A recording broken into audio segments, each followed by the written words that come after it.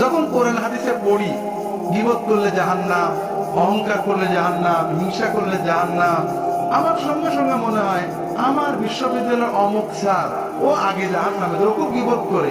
অমুক পীর সাহেব ও আগে জাহান্নামে যাবে, ওকে হিংসা করে। অমুক মাওলানা সাহেব ওর খুব লোক, ও সবার আগে জাহান্নামে যাবে। কিন্তু আমি আব্দুল্লাহ জাহাঙ্গীর জাহান্নামে আমার একবার মনে হয় না। এটা একটা ভালো কোয়ালিটি না খারাপ কোয়ালিটি? এটা হলো ইমানের ক্যান্সার।